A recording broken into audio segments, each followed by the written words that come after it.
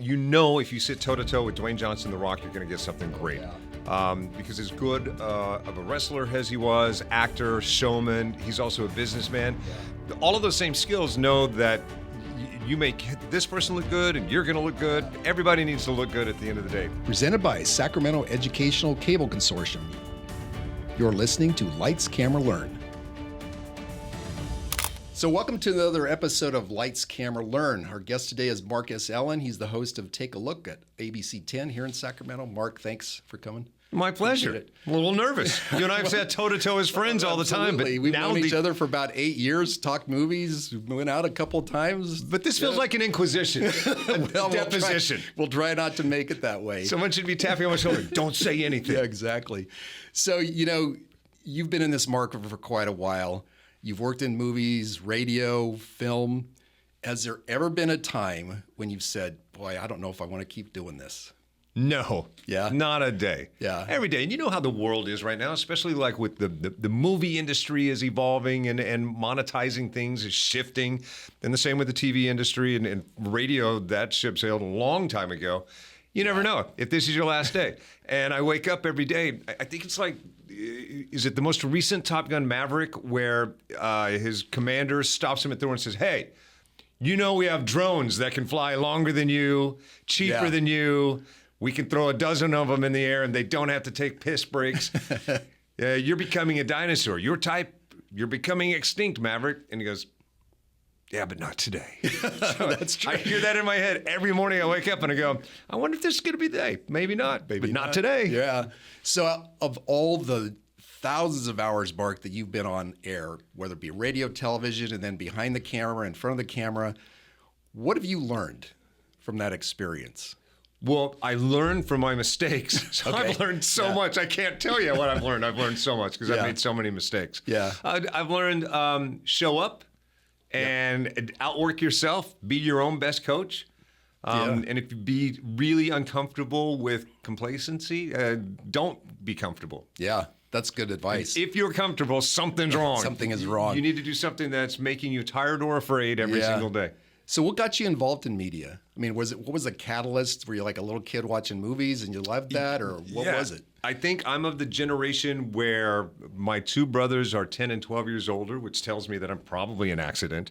Regardless, my mom was tired by the time I came along, and I'm of the generation where Sesame Street had like trained parents to sit their kids in front of a TV, and then most parents thought, well, let's just let them watch whatever. So I was parked in front of a TV for countless hours every day, and just enthralled by it. Entranced by it. I was in the middle of nowhere, Texas. I couldn't relate to anybody. There wasn't anything interesting that caught my eye there. But on TV, all these magical things were taking place. Yeah. Like, at a weird young age, I remember sneaking out to watch The Tonight Show over my parents' shoulder. And like at 9 years old, they didn't know you were there? No, 9 years old thinking, I want to do that. These people are just talking, hanging out. Yeah, I could see that. So what were some of your favorite shows that you liked to watch then as a kid growing up? Just oddly everything. Like all of the shows that were first run back in like the 60s had by the 70s and 80s become reruns. So like all of the stuff like Gilligan's Island and Partridge Family and even earlier shows like Family Affair. Oh, yeah. I mean, all of these random shows, Courtship of Betty's Father. Oh, that's going back. Just all of these random shows from black and white to color. Yeah. I was just, really so curious about what the lives were like because it was so different than my experience. And that was my way of traveling. And I loved it. And then when I learned what movies were, there was a Sunday night.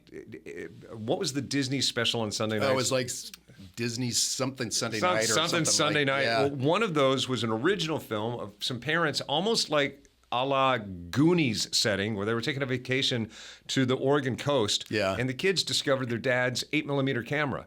And they said, hey, let's make a movie. Then that's the first time this big aha moment where I thought, wait, anybody can make a movie. I want to make movies. So at 8, I took my dad's camera and started just shooting my friends in bad werewolf masks. Did you really? Okay, Yeah. I didn't realize that. Yeah. So my first monster movie was at about that age. No plot. Didn't know how to write a script or what a script was or even having a point to it. But it's my friends just being creepy in a monster mask. But then started learning about animation, so started drawing animation at that point. Okay. And by 10, I was doing stop-go animation and hand-drawn, page-by-page animation. That takes a lot of work. Oh yeah, I had no friends, so it helped that I had no social life anyway. So yeah, I would sit and back then, this is you kids these days, you have no idea how lucky you have it, because I would spend 48 hours straight, barely sleeping through a weekend, knocking out one of these movies, because one frame at a time, and the hand-drawn stuff would take me even months. Yeah. But then you would send the film off. You'd have to send film away, and then 6 weeks later, you get the film back. 90% of it's over or underexposed. Yeah. I remember doing the same. Yeah. So that was. But what was not underexposed, what worked, it was just so joyful to see something in motion. I can imagine. Do you remember the first movie you ever saw in a theater? I do. I always hate these questions because, I try to pretend like I feel like I could keep people guessing up or down 10 years of my age. Yeah. And then when I start, that's okay. These benchmarks, you throw them out, So it was. So for our purposes, it was re-released. Yeah, it was probably re-released decades after the fact. Sound of Music was the first movie, and technically it probably was re-released, but not that many years later. Yeah. Sound of Music was the first movie I can remember seeing in theater. Bambi was the second movie, and I'm not that old. Yeah, it was definitely re-released. Yeah, because Bambi was re-released multiple times. Right. Yeah. And I just fell in love with that. I loved going to see movies. I begged my parents to take me to go see movies. And I was this weird kid that even at like 7, 8, 9, I would beg my parents to take me, just me. Even if I couldn't find friends, they would just drop me off by myself. Really? Yeah. There is something magical about sitting in a theater and watching a movie, no matter if anybody's with you or not. Can you remember being a kid and how transportive it was? So much so that you would be so lost in the movie that when the movie's over, do you remember walking out after a matinee, opening the door, the sun's out? You thought, that's right, it's daytime. Absolutely. I still got the day ahead of me. Yeah, absolutely. In fact, I think The Outsiders. I think the opening page of Outsiders is them walking out of a movie theater into the blasting light. Now that I think about it, yes, that's true. So, you've interviewed a lot of people, a lot of A-list people. What makes a good interview? Lack of predictability. Anything, you almost pray for something to go wrong because that's something that you can seize to make it right. Yeah. I mean, you want them to be present and not rote and rehearsed. Yeah. So that's good. I know when you do these, a lot of times it's a junket where these folks are sitting down and then one person after another comes in front of them to ask. What? I only do highly exclusive one-on-one interviews. Okay, those two. Or junkets, as it were. So who are some of your most favorite interviews that come to mind? Oh, geez. Recently, it's always a good point. If you sit toe-to-toe with Dwayne Johnson, The Rock, you're going to get something great. Oh, yeah. Because as good of a wrestler as he was, actor, showman, he's also a businessman. Yeah. All of those same skills know that you make this person look good and you're going to look good. Yeah. Everybody needs to look good at the end of the day. Even Yeah. if it's 5 minutes, even if I'm talking to Toledo right now, make it look good. Yep. And he brings it no matter who he's talking to. And He seems like a genuinely decent person. I think too. so. And Yeah. if not, he fakes it really well, and that's good enough for me. Then he's a good actor. And then if I get there was a time where you didn't interview him without Kevin Hart being there. They made 4 or 5 films together, including the Jumanjis. And if you had the two of them together, you knew it was going to be, they're going to put on a show for you. And Robin Williams was great like that. Oh, man, I can't imagine interviewing him. You just let him go. He was the best. And he would get, as you've seen his voice varied, like he would come down and he would give you this really thoughtful thing. And then all of a sudden he'd be bouncing off the walls again. And you would hear people bouncing, echoes of laughter bouncing off the wall from a mile down the hallway. Oh, I bet. Walking up to the room. Yeah. He didn't care if the cameras were on or off or who was in the room. Yeah. He was just always that guy. So. Do you have any that were the most difficult? I'm sure I've had some recently that were bad. Yeah, just recently, like a couple of days ago, I was talking to 2-time Academy Award nominee Jimon Hinsu. Okay. He's a great guy, but kind of jazz cool, a little bit mellow, right? Yeah. Mellow, and also English isn't his first language. He speaks it better than I do, but still, he's very precise. Yeah. He takes his time, and he was seated next to 2 younger actresses. both of which were kind of vibing on him. Yeah. And like, so I couldn't get any energy out of them. Yeah. And so sometimes just the anti-chemistry in the room, there's a dynamic. So I could see that. that's tough. Back in the day, Tommy Lee Jones, that guy like is every bit yeah. as acerbic in real life as he Really? is in movies. Like, Is he really? when that movie Fugitive, when Harrison Ford says, "I didn't kill my wife," and Tommy Lee Jones goes, "I don't care." That's his attitude in everything in life. I always thought I had him because he worked for the same company my dad did before he became famous, Kent Oil Company, doing pretty much the same thing. Really? In West Texas. And I thought, Yeah. oh, my first time with Tommy Lee Jones, I've gotten in. We're going to bond over this. Yeah. And I told him that, and he said, That's, That was it? That was it. That's all I got. It's like interviewing Bill Belichick. Oh, yeah, exactly. Yeah, one same syllable answers on everything. After my fourth Tommy Lee Jones interview, I started doing this. And like in today's social media age, I don't know if I could get away with it or not, but I would make it a point when I sit down in the chair and they've got the A and B camera at you, I would make it a point while they're kind of miking or just getting ready to like nervously look at my camera, the one straight at me, almost like I'm a cry for help, like I'm in a hostage situation. And then in edit, I would edit the interview, or I start the interview, I shake his hand, "Hi, nice to meet you." "Nice to meet you." And then I would just edit us sitting there. I would take all the dead space and just have me staring at him, him staring at me. Right. Because his resting face, he has resting B face beyond measure. And I would just kind of back and forth with the occasional me side glancing to the camera to help me. And then I'd go, "Thanks for your time." And then I'd leave the room. And I'd cut it together to where like it looked like no interview took place. Oh my We just gosh. sat there for a minute and I would put crickets chirping. Yeah. I remember one you did with Tom Hardy. That guy was just, I don't know if he was odd or rude or all of both or whatever the case was, but it was interesting. I think he was being playful. It was for a movie called Probably. Venom, and he was sitting next to an Academy Award nominated actor Riz Ahmed. Yeah. And in Venom, it's like Tom Hardy had played in so many great roles. We've never seen him funny before. And his anti-character in Venom is funny. And I said, "Yeah, I've never seen funny like this." He goes, "Oh, you don't think I have a sense of humor. That's you don't right. think I'm funny." Right. And Riz kept like agging him on.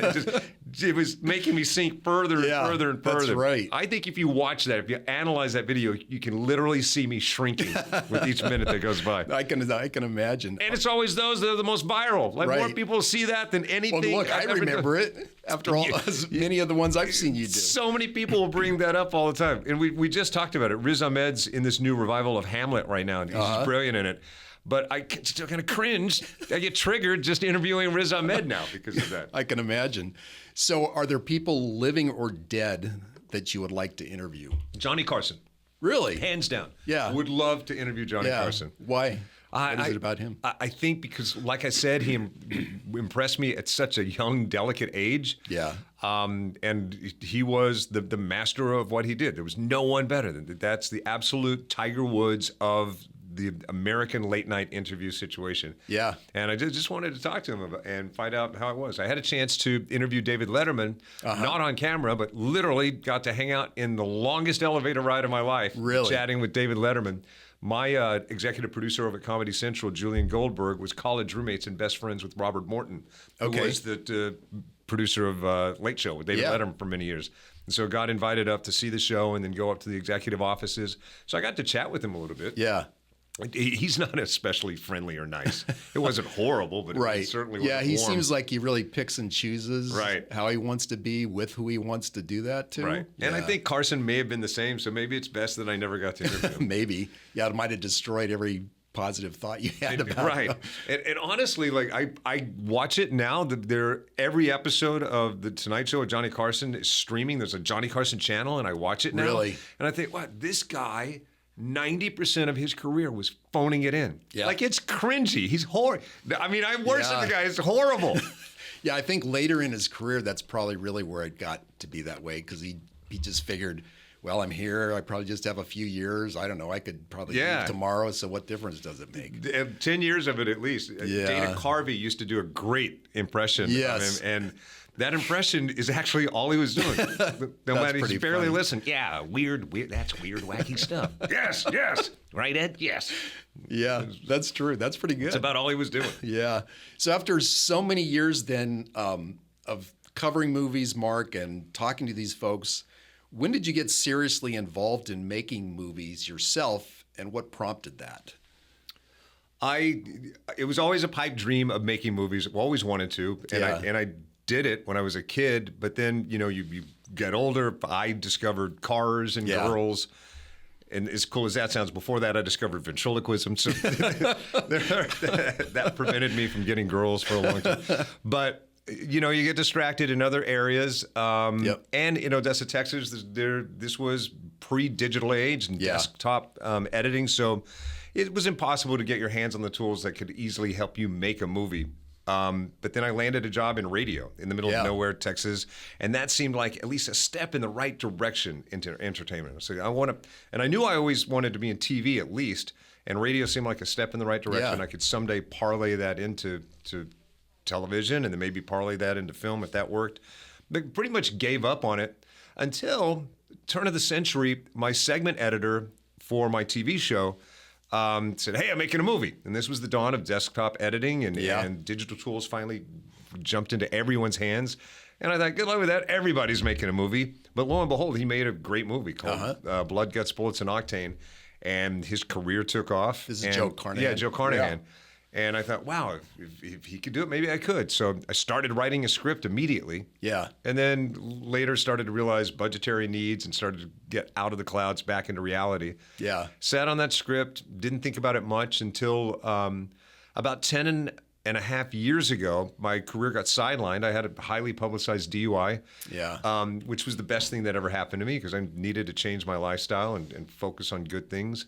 And Joe came out of the woodwork, and a buddy of mine named Howard Bird, who was just starting to dabble and learn his way around producing films, essentially said, "You want to start making movies instead of talk about them?" Yeah. And Joe was going to give me an assignment on Bad Boys 3, which he was directing and writing at the time.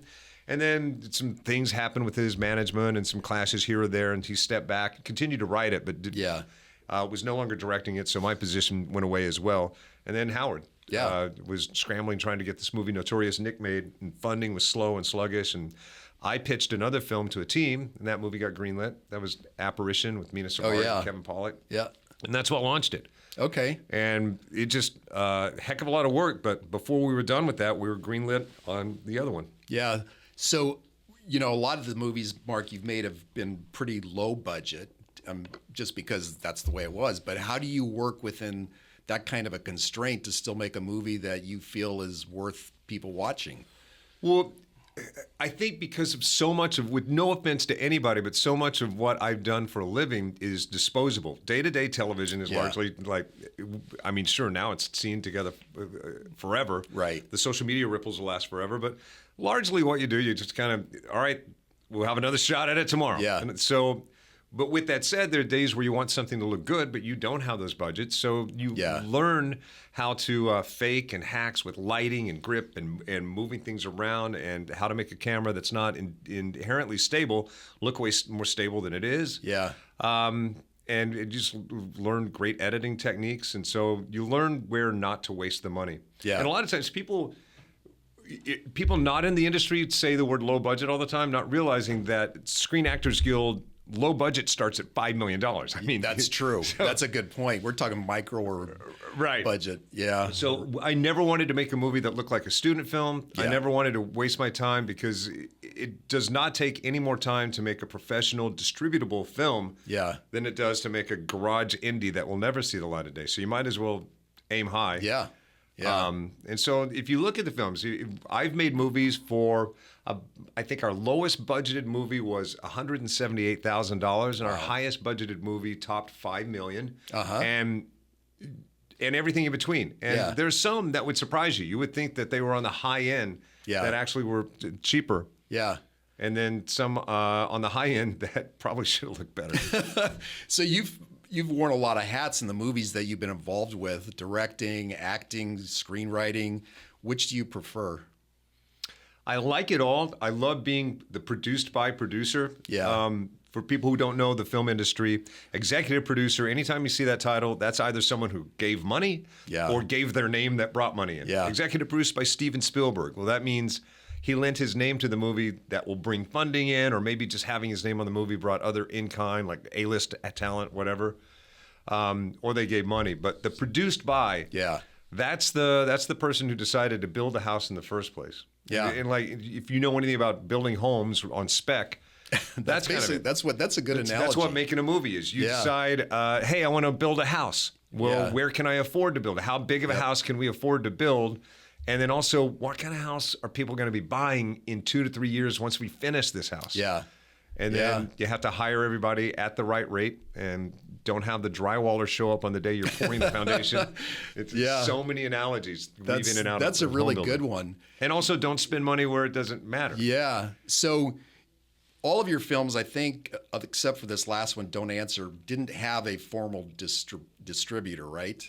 And you just got Lionsgate on board to distribute this one. Amy's Effort List, that was the closest thing to self-distributing that we did. But we also knew that we had a quick inroad to Apple TV. And we also knew that we had a quick inroad to Prime. We had a first look with Prime, so we knew that they would take it. But all the other films had traditional distribution. Okay. But what was different about having Lionsgate on board? The promotion happens a little bit more automatic. Yeah. The machine's a little bit bigger. Yeah. It crept its way up much more quickly on Prime. Some of our other movies, even Notorious Nick, one of the more expensive movies, went on Prime, and it just sat in the vast wasteland of Prime. Yeah. Not the subscription-only Prime, but the one where you almost have to search for it. Yeah. Whereas with Don't Answer, within 3 weeks of release, it started popping into the top thumbnail and got that's great. Got placed on the with Prime membership, Prime Premium, and and that has to do something with having the aggregate swayed by Lionsgate distribution. Yeah, I could see that. So I want to talk about your show, Take a Look. Okay. How did that come about, and what does it take to put that show together? There's a lot of talk right now about Byron Allen in the news, who is a role model, and I worship the guy, and we're friends. And way back in the day when we were absolutely doing the exact same thing, things used to be on tape, kids. And I would walk away with a bag full of tapes and get home, and they're all Byron Allen tapes. And Byron would have a bag of tapes, Mark S. Allen tapes. Because of the Allens, our stuff got switched up a lot. So we ended up talking a lot. And the guy is brilliant. I would take things back, and at that point, pretty much produce it the best I can. I would have interviews with stars. I would produce it to the best of my ability to air locally. And then had pitched doing a half-hour show based on some of the content I was getting, shooting fancy raps with high-end production value editing. Byron, on the other hand, when you walk into most of the junket situations, there's a 2-camera shoot, both cameras rolling at the same time. Byron would do everything in camera, so he didn't have to do any outside production. He didn't have to hire any outside crews. There's already a camera pointed at him, so he would just pretend like you're in show. Hey, I'm Byron Allen. Welcome back to another edition of Entertainers. I'm sitting here with Aaron. Aaron, we're talking about... And then you finish up the movie. Okay, that's Aaron talking about Money Talks. Coming up next, we'll be sitting down with... And he did the whole show like that. Zero production value, zero cost. That show... got placed into syndication because of Byron Allen. Byron would create this half-hour show called Entertainers that was just him throwing junket interviews on the air, 3 per show, only 22 minutes of time, and then with very little packaging or production value beyond that. Maybe some titles, maybe an open animation, in credits maybe, and that's it. And then Byron, this is what's brilliant about this guy, and why everyone should learn something about him, and why he does, like, he may become the new Johnny Carson, or the new captain of late night TV, whatever that's to become, because he is the king of turning the stuff quickly and efficiently. He knew the general manager of every single television station in America. All couple hundred? Several insane. Hundred? It's insane. Exactly. Yeah, that's nuts. I remember at the time that he said, when we first met the first time, Sacramento, what station? And I told him what station. He said, and he named my general manager. Right.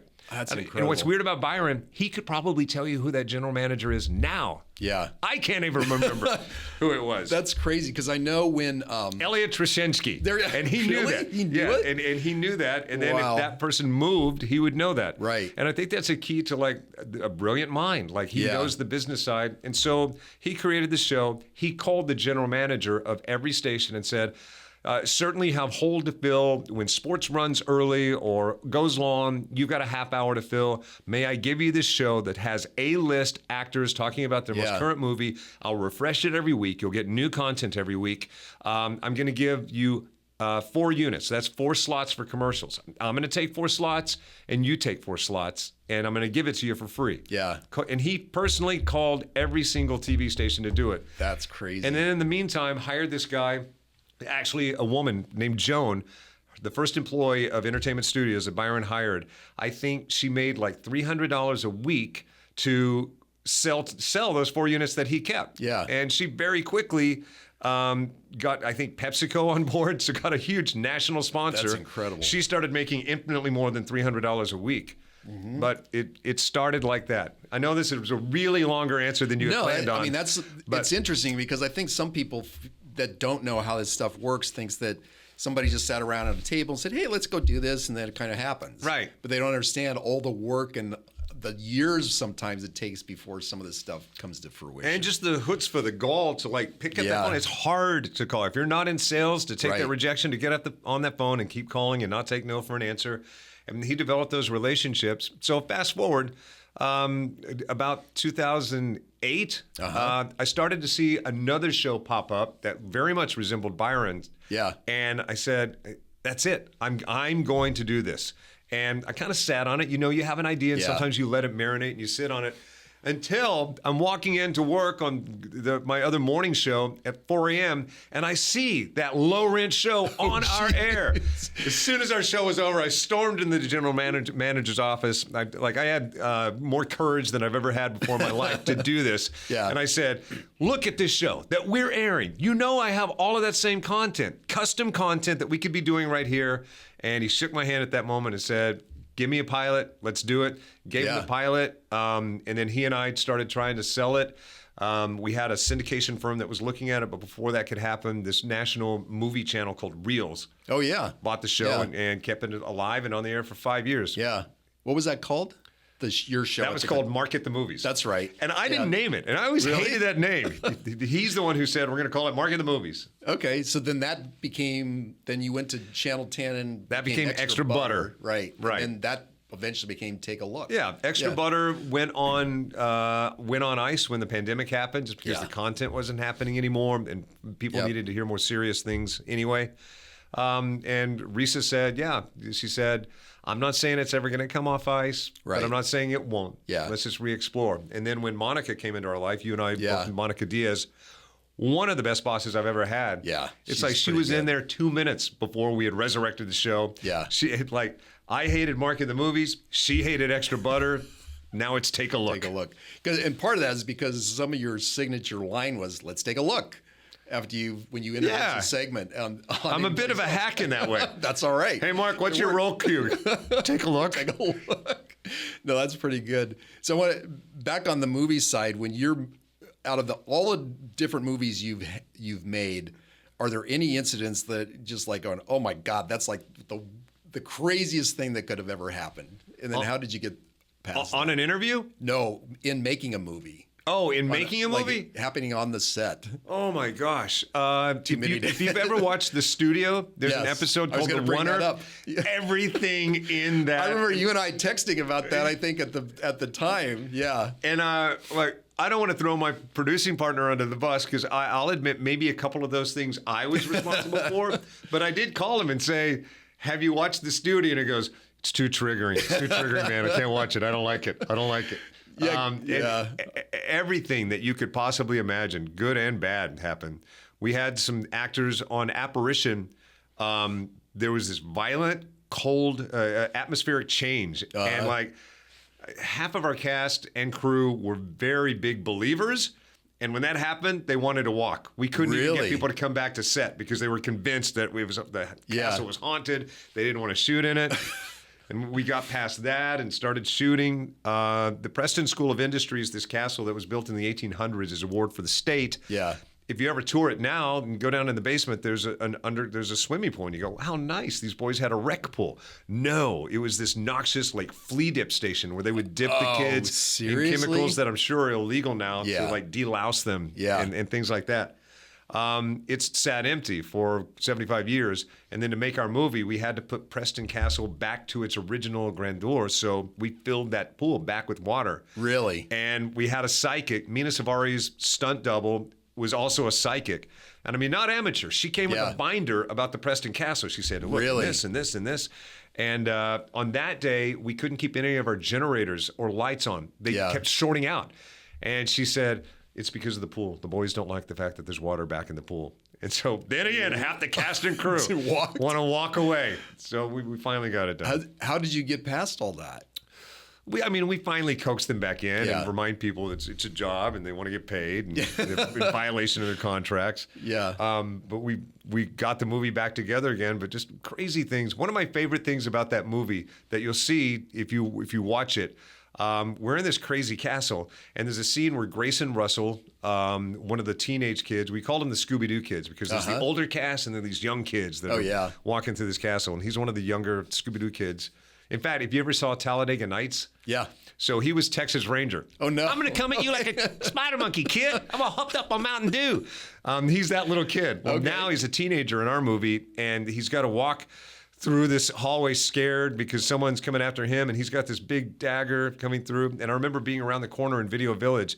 My comm set went out, so I couldn't hear what was taking place. Oh, boy. But I saw him walking around the corner, and it's not a highly dialogue-charged scene. He's just saying, are you there? Are you there? Pretty much that. And all of a sudden here, everyone goes, no way, no way. Did we get it? We got it. And you hear cheers, cheers. And I took comm decks off because we yelled, cut. I ran around the corner. What happened? A bat, swoop, Seriously? flew through the shot at an angle where it flew right at the camera, right over camera, and it flew right under the boom mic. So you hear the thwat, thwat, thwat. And so we got that sound and a bat that we could have hired Lucasfilm. No, you could not have got an animal trainer to bring a bat. Right. So we got a bat flowing through the shot. That's great. That's pretty good. So that's one of my favorite indigenous things. I could see that. Organic things that happen. So, Mark, I know when you and I have gone out there, you're probably one of the more well-known personalities in this market. And I don't think there's ever been a time where there hasn't been at least one or two people that says, hey, Mark, we remember this? You owe me money. Or You're being served. Like but, you've also had your challenges. So how do you deal with both the public personality in terms of people knowing you, knowing your story, and which to me takes both courage and resilience. So how do you deal with that? And where does that courage and resilience come from? You just have to have a lot of patience and understanding. And sometimes we're too close to it. We're too, we got to get over ourselves, right? Yeah. And also, people don't consume media the way we think they do. Yeah. Like, we think we say something at 5:08 that they're going to remember. Hey, remember that thing I said back at 5:08 at 5:55? Yeah. Well, get over yourself. They don't. No one watches like that. They do not. Even in the most active days of broadcast TV, people didn't watch like that. Yeah. Well, but you get close to it and you forget about all that stuff, and you think people watch way more than they do, when in fact they don't even watch day to day. Yeah. Maybe they'll dip into ABC 10 once a week, twice a week. Maybe they don't watch it. So what I had to get over is that I thought I was on the other side of everything. Yeah. The DUI was past me. All the fines were paid. I felt healthier than I've been in my life. Great things had come into my life. I mean, honestly, happier than I've ever been in my life. And then people will come up and they'll go, how you doing, Mark? Are you okay? I'm really sorry about what you went through. We all miss you on TV, buddy. Yeah. Thinking, well, I was on TV like 5 minutes ago. But they think And that had all happened like years before, right? Right. They still think it's like current. They remember that it happened. They remember that I was yanked off. But evidently they didn't get the news that I've been back up and on and running. And they're so sympathetic. And with no offense, I'm not an alcoholic. Yeah. I didn't think I was at the time. And even when I I thought, well, if this thing's happened, I'm going to check myself into rehab to really see what's going on in there. And even counselors said, you know, clinically, you don't fit the mold of an alcoholic. So we don't know if that's what we would call this. The reason I bring that up is because I did stop drinking for a better part of 8 years. Within that time, all the time, people would come up, how you doing, Mark? I'm a friend of Bill's. Which Bill Applegate, my old associate producer? Who are they talking about? And it turns out Bill's the co-founder of AA. Oh, God. That's code. It turns out that's code. I'm one. Jerry O'Connell was one of them. In fact, he didn't know my story, but we had a big cast party where we were making Ballbuster, and we took everyone out. And he pulled me aside and he goes, "Hey, boss, I noticed you're not drinking. That's the code. But he was really sweet about it. He just said, "Hey, I want to give you all the encouragement I can." That's pretty cool. He goes, "Where do you go to meetings?" Yeah. And I said, "I haven't." And then he said, "Oh, you need to go to meetings. You need to maintain." And truly, if that works for you, it works. You do need to go to meetings. Yeah. And he did. And I was really, I was taken aback about how candid he was about it. Like, here's this guy finding a place to have meetings in Sacramento during the time he's running. He didn't want to miss one. Yeah, that's pretty good. That's really good. I mean, and by the way, I asked him, I said, "Are you pretty open about this with everyone like me?" And he said, "Yeah." Because it is anonymous. You shouldn't be outing people. Right. So I wouldn't do that without permission. That's true. Without permission. I mean, you've got so many things going on, Mark. You've got obviously AB's 10, the movie stuff that you're doing. You own a smart axe. Well, you have a family. You've got kids. How do you manage to juggle all that? It's almost impossible. But I mean, there is an ebb and flow. Like there was a time, I'll never be as busy. There was a time during the pandemic where I had 4 films in post-production that I was just some stage of post-production that I was juggling. And then shortly thereafter, rolling out into just the press rollout. Yeah. And even though we weren't super active in that, it's still a ton of work. I'll never be as busy as that ever again in my life. Yeah. It just takes time. And the axe throwing bars, they don't take that much time at all. Yeah, you got people managing the on-site. Yeah. Anyway, it's not like you're there going, "Here's your axe." and less and less. People had asked what that was like because at our height, we were up to 6 and now we're down to 1. Okay. And so the story with that, like, it's like if you enjoy gambling and you're playing blackjack and there's a time where you have the chips up to here and you go, this is great. Yeah. Well, eventually they're going to go down and you just hope you don't go under. And so I'll tell you that, the chips are about to go away and I'm about to be done with that. And it was a great ride and I'll spin into something else. Yeah. So what are some projects you're working on now? I have a couple films in development that I really want to go. I mean, can I be fully transparent? Yeah. You and I have talked about movies. So I really want these to drop into place. And historically, the way it happens, the planets just align and this big beam of light shines on which to go with. Yeah. So, I think that's a really good point because I think people who are not in the business think that movies just happen, right? That there's not sometimes years that go by before the project finally comes. Right. And one that comes to mind is that I remember Clint Eastwood sat on the script of Unforgiven until he felt he was old enough to be the main character. I didn't know that. 20 years. Wow. He kept re-optioning that from the screenwriter until he felt like he was old enough to play the main character. That's insane. So you figure that why, somebody might have thought, oh, that's a great movie. The guy must have just written it. Clint Eastwood bought it. Right. He bought it 20 years before. Wow. And I don't think that's an anomaly. No, I mean, all the time. Maybe not the 20 years, but people sitting on scripts or taking a long time. And there is no overnight success, I don't think. In Hollywood, right? I can't think of a single person. I mean, that's not to say maybe it didn't happen, but if you ask any actor's story, their overnight success came after they had been at it for 10 years. And usually on the week that they were running out of money and decided they're going to move back to Milwaukee. And then all of a sudden they got it. They're an overnight success. Right. That's true. John Krasinski he teaches acting. And one of the things that his students have told me that he teaches is that it's almost when you don't care anymore that you're at your best. He said, because there's that nerve or that filter that you have on when you care so much. I've got to get it. I've got to nail this. Yeah. That chokes you. And he said, when you're free of that, and you've almost given up, that's when you're at your best. Yeah, I and can he see says that. that was the case with his Office audition. Is there a favorite movie that you have? Like, out of all the ones you've seen, I'm sure there's maybe not one, but what's one that comes to mind? I could watch Jaws looped Really? 24 hours a day. Okay. I love what makes that favorite for you? everything. I love just the organic. If you look at the casting of that movie, 80% of the cast of that movie were indigenous people to that island. People don't really realize that. Yeah. Like, a lot of those people. And then if you look at the anti-chemistry, Richard Dreyfuss, you could tell like he's under duress, real duress. Yeah. Like his scenes with Shaw, you can tell he just is just that anti-chemistry was perfection.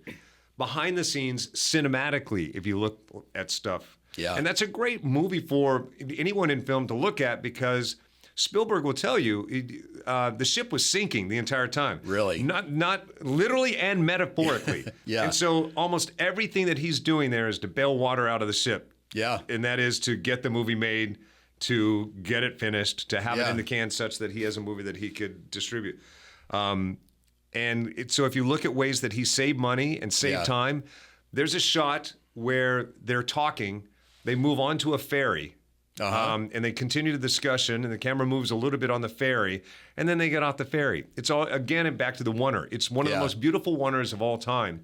And if you look at the way he uses that shot, he moves people forward to camera, even off camera, and back in camera like it's a proscenium stage. Yeah. All one shot. And I bet none of us at the time would have ever thought that that's all one shot. We probably, in our mind's eye, thought they were taking close-ups, that it wasn't just a master.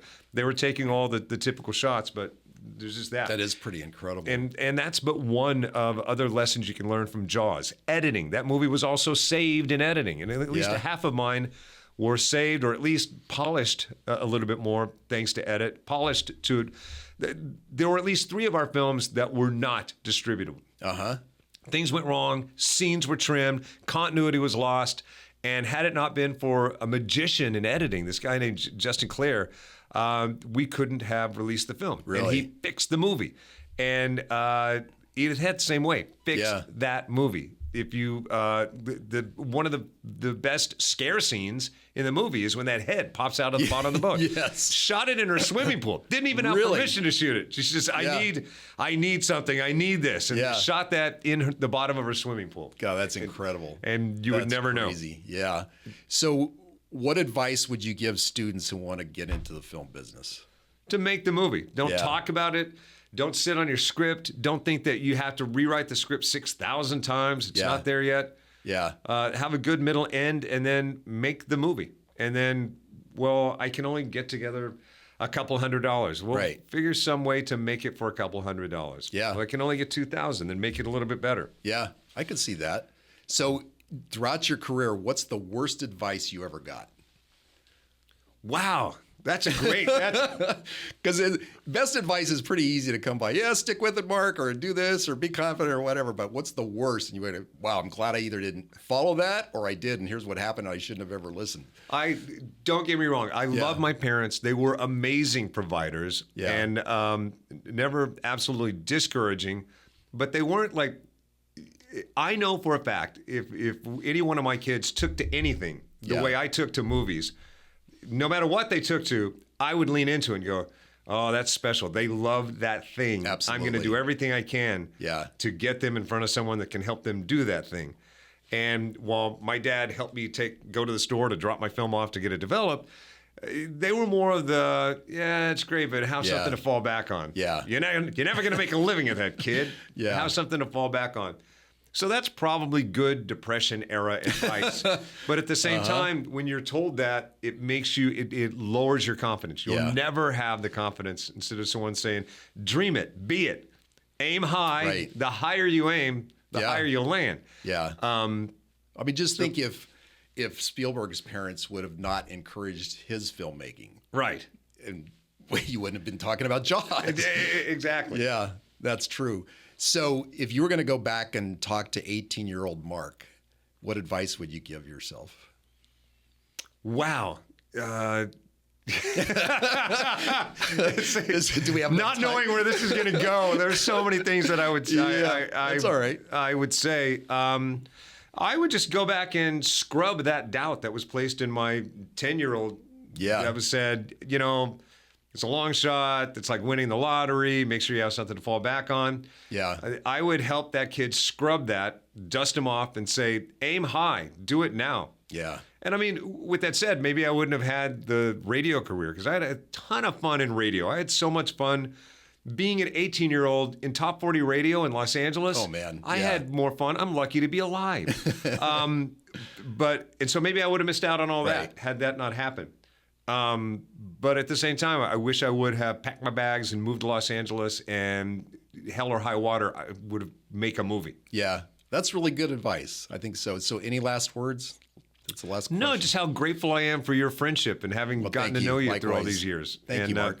People have no idea how ridiculously talented. Well, they probably do how ridiculously talented you Well, are. thank you. And I did not pay him to say that. No, Thank yeah, you. you're one of the best writers I've ever known. Thank you. I appreciate that. Despite these questions, Well, okay. Yeah. Maybe this was not my best work, right? it's good stuff. Yep. I hate the lighting in here because it probably makes me look like I really look. No, not at all. Not at all. Well, thank you, Mark. This has It's an been honor. great. You Yes, kidding me? Thank you. Thank you, sir. Thank you. Well, that's it for this episode of Lights, Camera, Learn. You can catch any of our episodes and this one on all of the favorite podcast platforms and on our website at secctv.org. Till the next episode, make it a great day. Thanks.